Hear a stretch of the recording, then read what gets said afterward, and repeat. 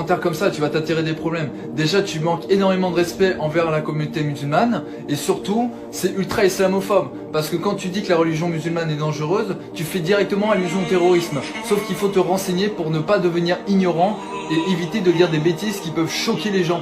Oui, bien sûr que je connais la liberté d'expression, mais toi tu ne connais ni le respect, ni la tolérance. Parce que dire que l'islam est une religion dangereuse, c'est un acte islamophobe. Et donc c'est synonyme de racisme. Donc tu es un raciste quelque part. Attention à ce que tu dis. Pourquoi vous affichez les caricatures de Mahomet partout? C'est une honte!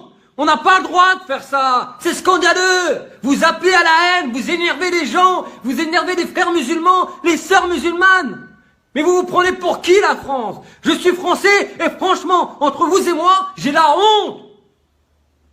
Au nom de quoi? Au nom de la liberté? Mais la liberté de quoi? Vous énervez les gens, là. Vous allez les mettre en colère. Mais c'est dingue, quand même. Charlie Hebdo, on n'aime pas. Pourquoi vous allez l'afficher partout? Pourquoi vous allez le mettre partout? Vous croyez pas qu'on a assez souffert avec cette histoire? Vous croyez pas qu'il y a eu assez de victimes, assez de morts? Et vous continuez sur ce malheur? Quelle honte!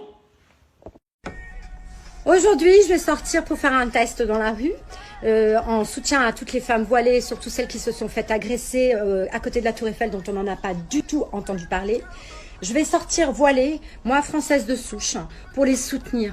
Et j'invite toutes les femmes aussi à sortir voilées, une fois, là peut-être la semaine prochaine, samedi, pour toutes les soutenir. Nous sommes toutes à égalité devant Dieu, ne l'oubliez jamais.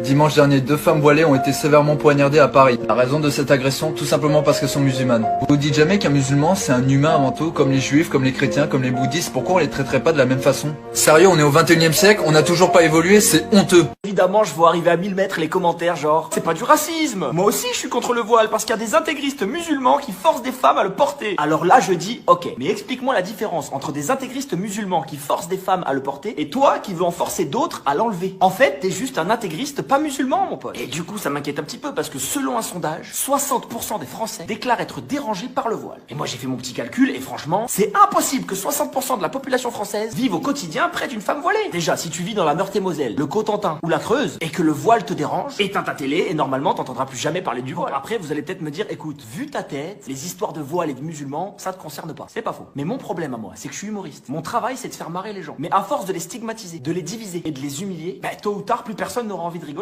Alors pour finir, que tu sois Marine Le Pen, Nadine Morano, Julien Audoul ou n'importe qui d'autre qui voudrait interdire à ces femmes le droit de porter le voile et donc porter atteinte à la liberté de penser, voilà ce que j'ai à dire. C'est pas le joli voile qu'elles ont sur la tête qu'il faut interdire, c'est les idées de merde que t'as dans la tienne.